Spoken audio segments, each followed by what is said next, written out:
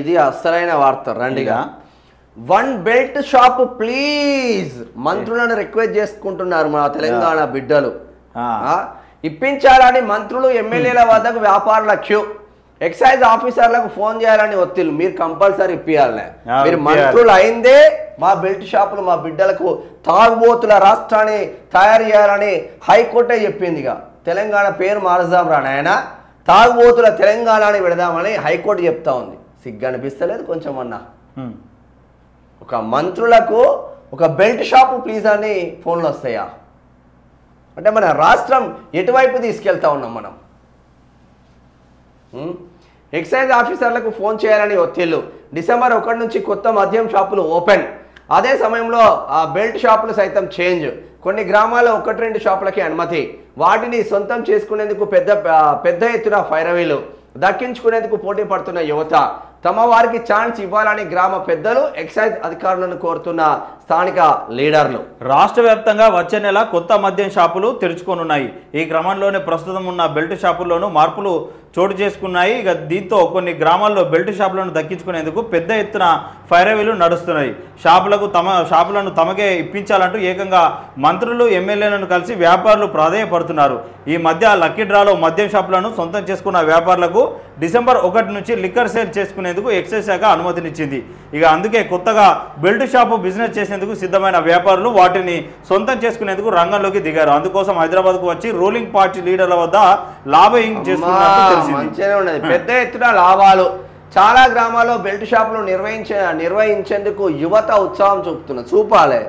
మనం బెల్ట్ షాపులే నిర్వహించాలి. బాబాసాహెబ్ అంబేద్కర్ ఏమో political power is a master key అంటే, మనమేమో ఎక్సైజ్ పాలసీసే మాస్టర్ కీ అంటున్నాం.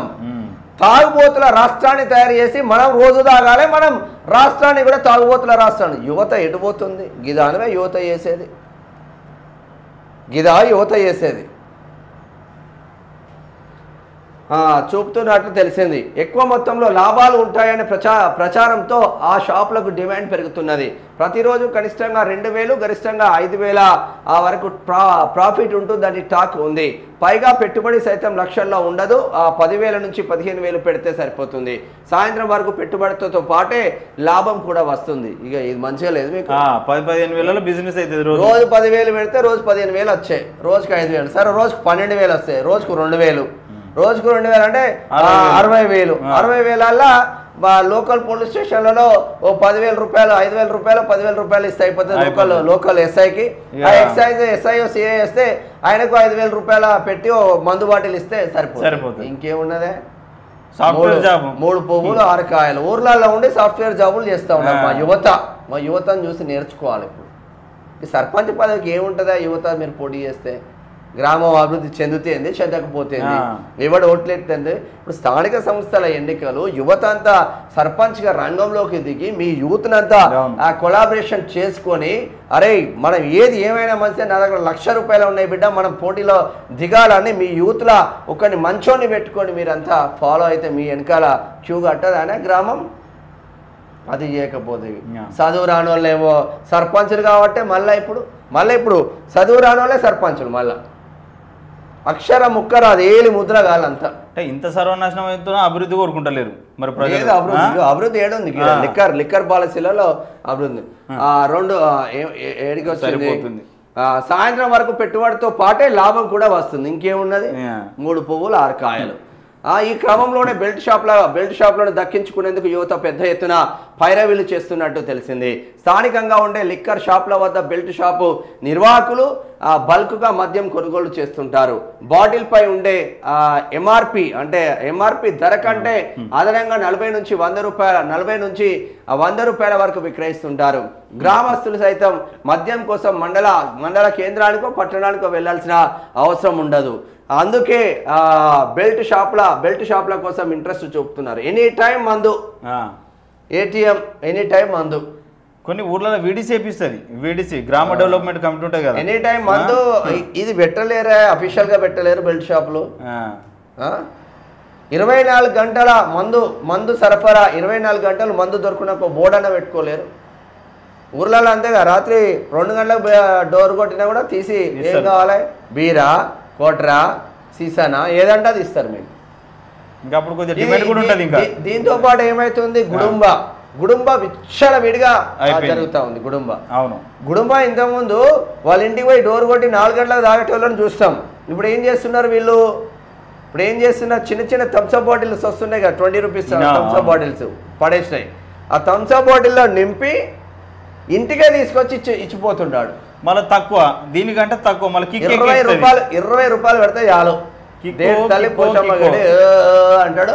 వాడి కార్యాలు ఖరాబ్ అయితే పిల్లం పుస్తల తాళ్ళు తెగుతా ఉన్నాయి, బిడ్డలు అనాథలు అవుతా ఉన్నారు. కానీ మనకు సోయలేకపోయాయి. భూపాలపల్లి జిల్లా కావచ్చు, పెద్దపల్లి జిల్లా కావచ్చు, మహబూబ్నగర్ జిల్లా కావచ్చు, వనపర్తి జిల్లా కావచ్చు, విపరీతమైతే మహబూబాబాద్ జిల్లా విపరీతంగా గుడుంబ దొరుకుతుంది. దానిపైన మనకు పాలసీ లేదా, మన్ను లేదా, మశానం లేదా. ఎవడు ఏడబోతుంది, అందరు తాగుట్లోనే ఉండాలి, మనం రాజకీయ చేయట్లోనే ఉండాలి. అంతే. ఎప్పుడు సోయేస్తుందో మనకి. కొన్ని గ్రామాల్లో బెల్ట్ షాపులకు నియంత్రణ.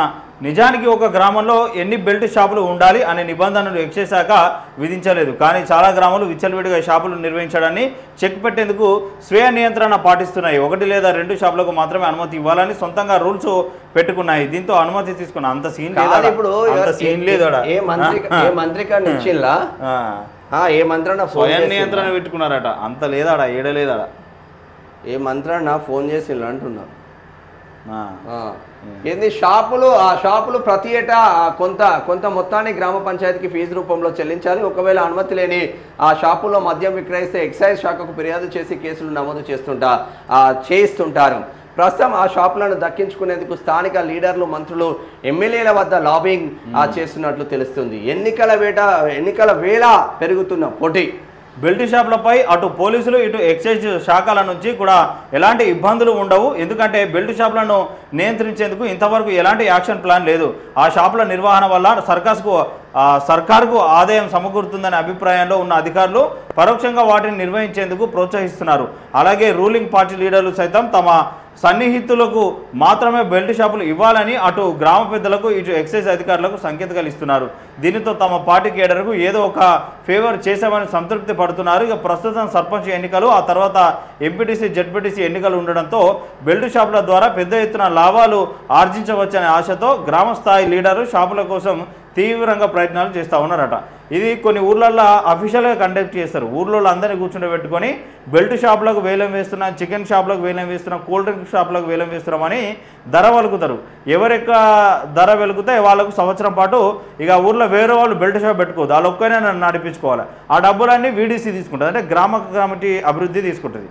సో అట్లా అఫీషియల్గా నడుస్తాయి. ఇక కొన్ని ఊర్లలో అయితే అట్లేముండదు, ఇక ఇష్టం వాడు 10 చాలా తక్కువ. అంటే అభివృద్ధి కమిటీలు తీసుకునేది చాలా తక్కువ, చాలా అంటే చాలా తక్కువ. ఈ విచ్చల వేడిగా ఎక్సైజ్ డిపార్ట్మెంట్కు నెలకు 5,000, 4,000, 3,000 ఇచ్చేస్తారు. ఆ లోకల్ ఎస్ఐకి మండల ఎస్ఐ ఏమైనా సంపాదిస్తున్నారు ఈ మధ్య. బెల్ట్ షాపులనే వాడికి వచ్చి ఆ దగ్గరికి వచ్చి ఇచ్చిపోతాడు, స్టేషన్కి వచ్చి ఇచ్చిపోతారు కలిసి ఈ ఇసుక టెండర్లలో.